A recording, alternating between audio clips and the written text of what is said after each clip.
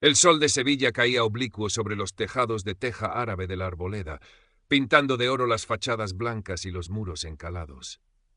Adela Ramírez detuvo el coche de alquiler frente a la verja de forja negra, el corazón latiéndole con una mezcla de expectación y una punzada de melancolía. Villa Jazmín, el legado de su tía Elena. Un sueño que parecía inalcanzable para una niña que creció en un barrio obrero de Madrid, ahora de repente tangible. La villa era encantadora, con su patio interior perfumado por el jazmín que le daba nombre, sus azulejos de colores, sus rejas intrincadas, y un jardín que, aunque un poco menos pulido que los de sus vecinos, rebosaba vida con rosales de un rosa intenso y naranjos cargados de frutos. Era un oasis de paz después de años de trabajo incansable como abogada corporativa en la capital.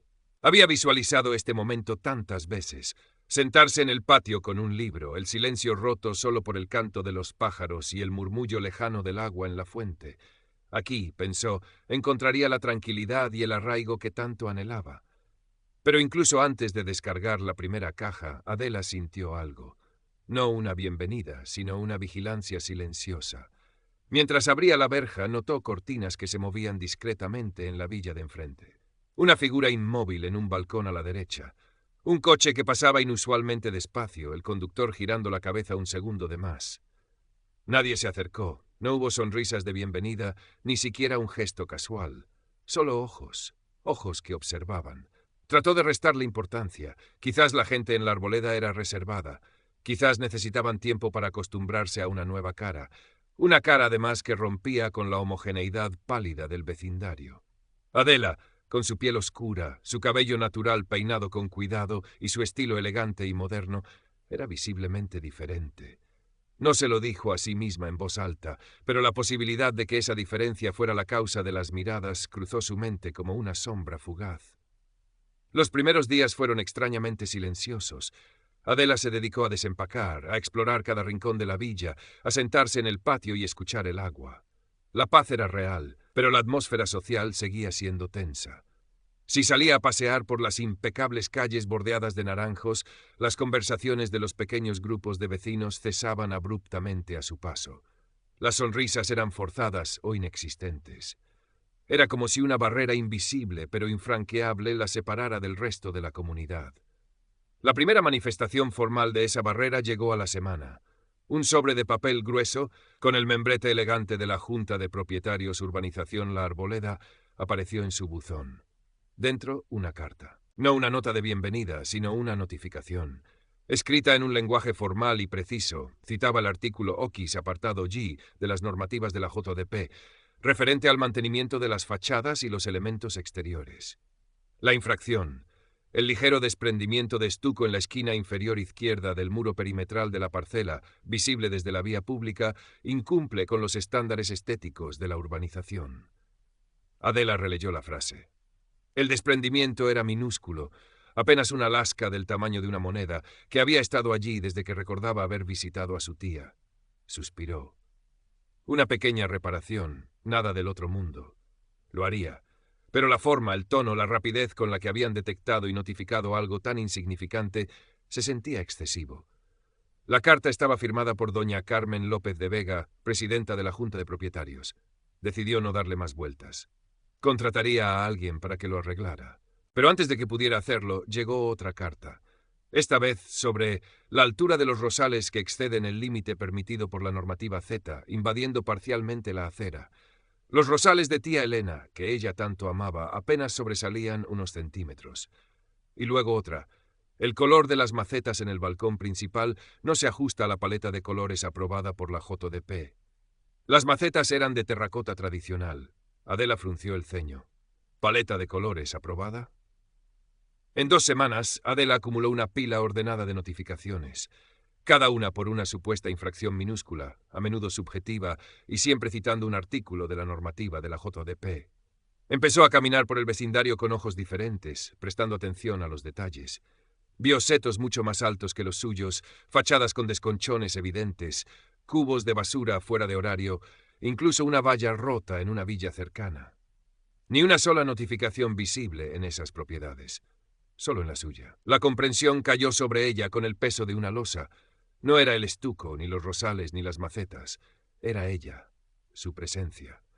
Las notificaciones de la JDP no eran para mantener los estándares de la urbanización. Eran un arma burocrática diseñada para hacerle la vida imposible, para presionarla, para hacerla sentir que no pertenecía y agotarla hasta que decidiera marcharse. La frustración inicial dio paso a una fría determinación.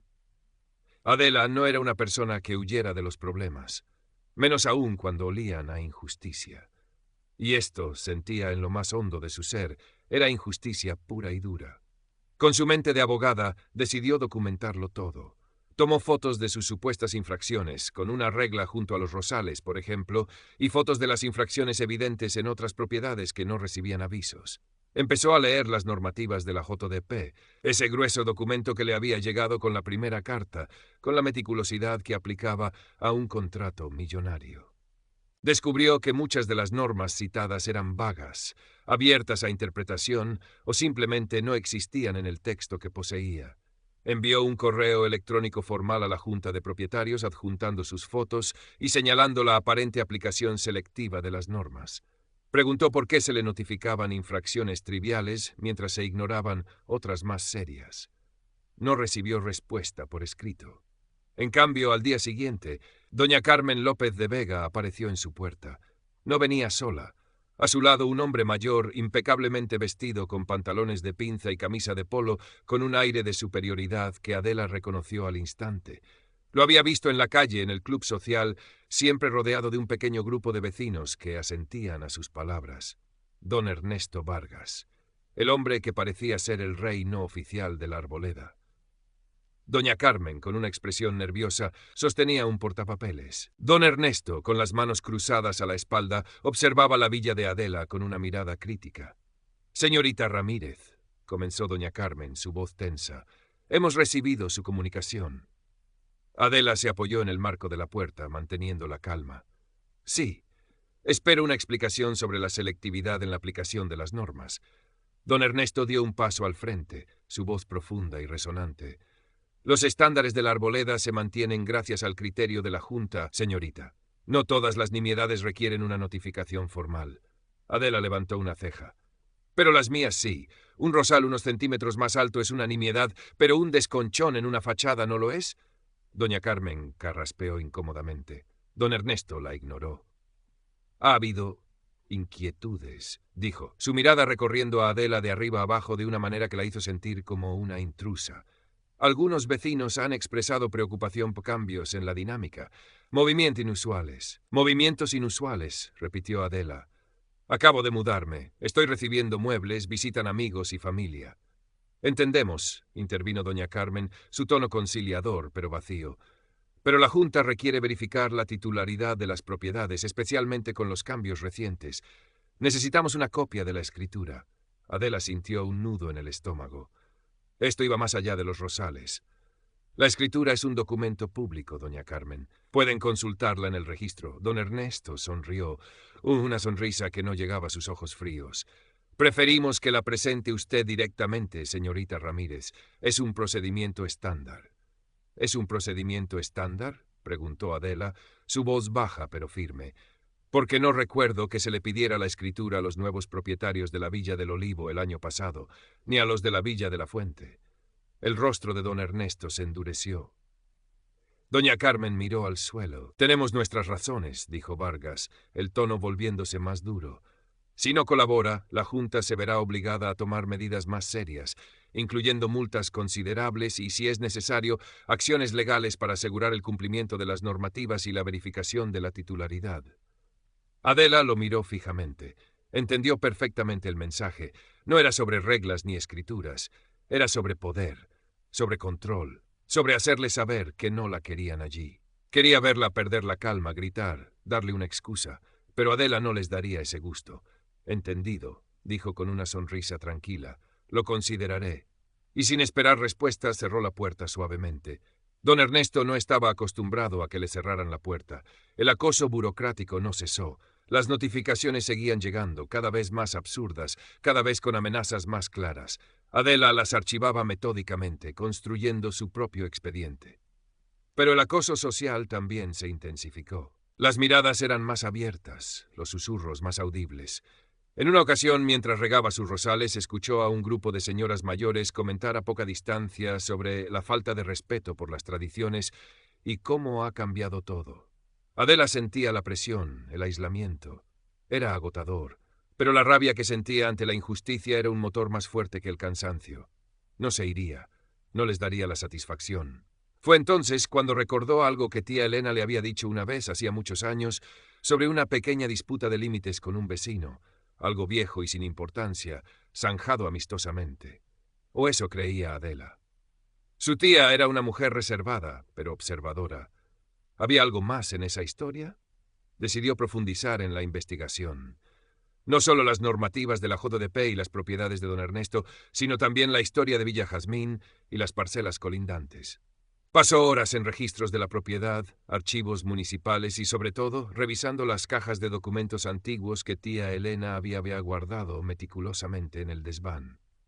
Entre facturas viejas, cartas personales y recortes de periódico, Adela encontró un sobre polvoriento, atado con una cinta descolorida.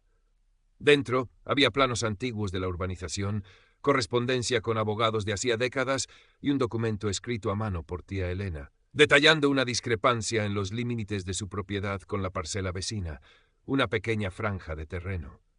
Tía Elena afirmaba que esa franja, que ahora era parte del jardín de una villa colindante, pertenecía legalmente a Villa Jazmín, según planos originales y un acuerdo verbal nunca formalizado. Nunca había reclamado formalmente ese derecho, quizás por no querer conflictos, pero había guardado todas las pruebas. Adela miró los planos, comparó las medidas. La franja de terreno era pequeña, insignificante en sí misma. Pero, ¿a quién pertenecía la villa colindante? Los registros lo confirmaron. La Villa del Olivo, la que había sido construida más recientemente en esa parte de la urbanización, pertenecía a don Ernesto Vargas. Adela sintió un escalofrío que no tenía nada que ver con el aire acondicionado. La Villa del Olivo no era su residencia principal, sino una de sus propiedades, probablemente una inversión o parte de un proyecto más grande. Recordó los rumores sobre los negocios inmobiliarios de don Ernesto en la zona, grandes desarrollos que requerían permisos y acuerdos complejos. ¿Podría esa pequeña franja de terreno, ese detalle insignificante que tía Elena había documentado y guardado, ser importante para él? Con ayuda de Javier, su abogado en Sevilla, un hombre cauto pero eficiente, Adela investigó a fondo el proyecto de don Ernesto.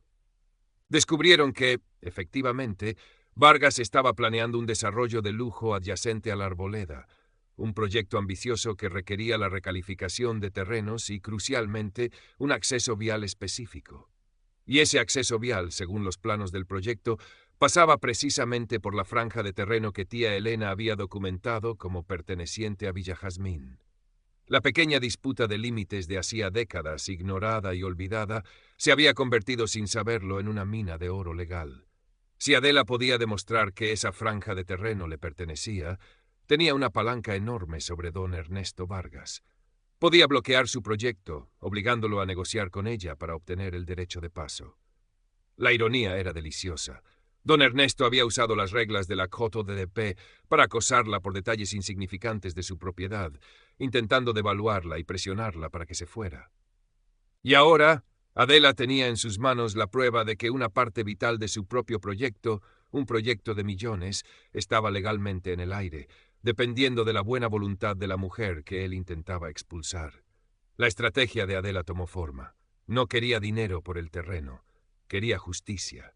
Quería exponer a don Ernesto y asegurarse de que nunca más pudiera usar su poder e influencia para pisotear a otros. Decidió que el mejor escenario para su revelación sería la asamblea anual de la Junta de Propietarios, un evento que don Ernesto seguramente consideraría su propio feudo. Los días previos a la asamblea fueron tensos. Adela siguió recibiendo notificaciones, cada vez más agresivas, amenazando con multas diarias si no realizaba los cambios exigidos, cambiar el color de la fachada, arrancar los rosales, etc. Era la última embestida antes de la reunión, un intento desesperado de don Ernesto por intimidarla y silenciarla. Pero Adela ya no sentía miedo. Sentía una calma fría y una determinación inquebrantable. Estaba lista. Llegó el día de la asamblea. Se celebró en el salón principal del club social de la urbanización. Las sillas estaban dispuestas en filas ordenadas, frente a una mesa larga donde se sentarían los miembros de la Junta. El ambiente estaba cargado de expectación y un murmullo de conversaciones que cesó abruptamente cuando Adela entró. Las cabezas giraron. Las miradas, más curiosas que hostiles ahora, la siguieron mientras tomaba asiento en la parte trasera de la sala. Don Ernesto Vargas ya estaba allí, sentado en un extremo de la mesa de la Junta, aunque no fuera miembro oficial, con una sonrisa de suficiencia en el rostro. Doña Carmen, a su lado, parecía más nerviosa que de costumbre. La asamblea comenzó con los puntos habituales: aprobación de cuentas, presupuesto, proyectos futuros. Adela escuchó con atención, su mente legal analizando cada palabra. Luego llegó el punto del orden del día que todos esperaban: incidencias y quejas. Doña Carmen, con voz temblorosa, comenzó a leer. Hemos recibido numerosas quejas y se han emitido múltiples notificaciones de infracción respecto a la propiedad en la parcela 14, Villa Jazmín. Enumeró la lista de supuestas infracciones de Adela, magnificándolas, presentándolas como una grave amenaza a la armonía y el prestigio de la arboleda. Citó las notificaciones, las amenazas de multas, la supuesta falta de cooperación de Adela. Cuando doña Carmen terminó, don Ernesto asintió con aprobación. «Como ven, señores propietarios», dijo, dirigiéndose a la sala con su voz potente, «tenemos un problema de cumplimiento que debemos abordar con firmeza para proteger nuestra inversión y nuestro estilo de vida». «Me gustaría hablar», dijo Adela, poniéndose de pie. Su voz, aunque tranquila, resonó en el silencio expectante. Doña Carmen la miró. «Señorita Ramírez, tendrá su turno al final para responder a las quejas». «No», replicó Adela, avanzando hacia el frente con paso firme. Llevaba un maletín delgado del que extrajo una carpeta. «Hablaré ahora, y no para responder a sus quejas, sino para presentar las mías». Un murmullo recorrió la sala. Don Ernesto frunció el ceño, la sonrisa borrada de su rostro. Adela se detuvo frente a la mesa de la Junta, de cara a todos los propietarios. «Durante las últimas semanas», comenzó, su voz clara y serena, «he sido objeto de un acoso sistemático por parte de la Junta de Propietarios. Un acoso disfrazado de aplicación de normativas, pero que en realidad es una campaña de exclusión y presión». Sacó fotos de su carpeta y las proyectó en una pantalla. «Aquí tienen mis rosales medidos, aquí el estuco desprendido, aquí las macetas de color inapropiado». Luego proyectó las fotos de las infracciones evidentes en otras villas. «Y aquí, setos que duplican la altura de los míos, fachadas descascarilladas, vallas rotas. Ninguna notificación para ellos. ¿Por qué? Porque esto no es sobre reglas, es sobre mí». Las miradas se volvieron hacia doña Carmen, luego hacia don Ernesto. La presidenta estaba pálida. Don Ernesto mantenía una expresión de enfado controlado. «Señorita Ramírez», interrumpió don Ernesto, su voz tensa, «sus acusaciones son infundadas. La Junta actúa por el bien de la comunidad». «Por el bien de la comunidad». Adela sonrió, pero era una sonrisa afilada. «O por el bien de sus propios intereses, don Ernesto». La tensión en la sala se disparó. «He investigado a fondo las normativas de esta Junta», continuó Adela, su voz ganando fuerza, «y he encontrado numerosas inconsistencias y aplicaciones arbitrarias. Pero también he investigado algo más. Sus negocios, don Ernesto. Y he encontrado algo muy interesante». Sacó otro documento de su carpeta. «Esto», dijo, mostrando un plano antiguo, «es un plano original de la urbanización. Y esto», sacó otro, «es un documento de mi tía, Elena Ramírez, que detalla una disputa de límites sobre una pequeña franja de terreno colindante con Villa Jazmín». Las miradas iban de Adela a don Ernesto, que ahora estaba rígido en su asiento. «Esa franja de terreno», explicó Adela, «según la documentación en mi poder, pertenece legalmente a Villa Jazmín. Una franja pequeña, sí, insignificante, quizás para la mayoría». Miró directamente a don Ernesto. «Pero no insignificante para usted, ¿verdad? No cuando esa franja es vital para el acceso a su gran proyecto inmobiliario adyacente a la arboleda». Un murmullo de asombro recorrió la sala. Los vecinos se giraron para mirarse unos a otros. «Su acoso, don Ernesto», dijo Adela, proyectando un plano del proyecto de Vargas en la pantalla, mostrando la franja de terreno en cuestión, no era solo por prejuicio. Era una maniobra para desacreditarme, quizás para intentar devaluar mi propiedad, o simplemente para mantenerme ocupada y distraída, mientras usted avanzaba con un proyecto que, sin mi acuerdo, ahora mismo está bloqueado legalmente. Don Ernesto se puso de pie abruptamente, su rostro enrojecido. Eso es una calumnia. Esos documentos no tienen validez. Esa tierra es mía. Podemos discutirlo en los tribunales, don Ernesto, respondió Adela con calma mortal. Ya he iniciado los trámites legales para formalizar la reclamación basada en la documentación de mi tía. Y créame, mis pruebas son sólidas. Su proyecto millonario depende ahora mismo de que usted y yo lleguemos a un acuerdo. El silencio que siguió fue ensordecedor. La fachada de control de don Ernesto se había resquebrajado por completo. Los vecinos lo miraban con una mezcla de shock, indignación y, en algunos rostros, vergüenza. Se habían dejado manipular. Habían sido cómplices con su silencio. Usted ha abusado de su influencia en esta junta, continuó Adela, dirigiéndose ahora a todos, para acosar a una vecina basándose en prejuicios y para proteger sus propios intereses económicos. Ha utilizado las normativas comunitarias como un arma, y la Junta, con doña Carmen a la cabeza, ha sido su cómplice. Doña Carmen estalló en sollozos silenciosos. Propongo, dijo Adela, su voz resonando con autoridad, una investigación inmediata sobre la gestión de esta Junta y las acciones de don Ernesto Vargas. Y propongo una votación para la destitución de la actual Junta Directiva por abuso de autoridad y aplicación selectiva de las normativas. Otro murmullo, esta vez más fuerte, de aprobación y sorpresa. Las cabezas asentían. Las miradas de vergüenza se volvieron hacia don Ernesto, que parecía a punto de explotar. «Esto es una farsa», gruñó Vargas.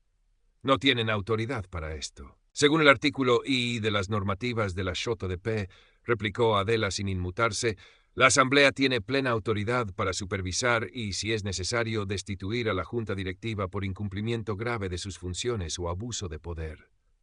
Un hombre en la primera fila, que Adela reconoció como uno de los vecinos que siempre evitaba su mirada, se puso de pie. «Secundo la propuesta», dijo, su voz firme.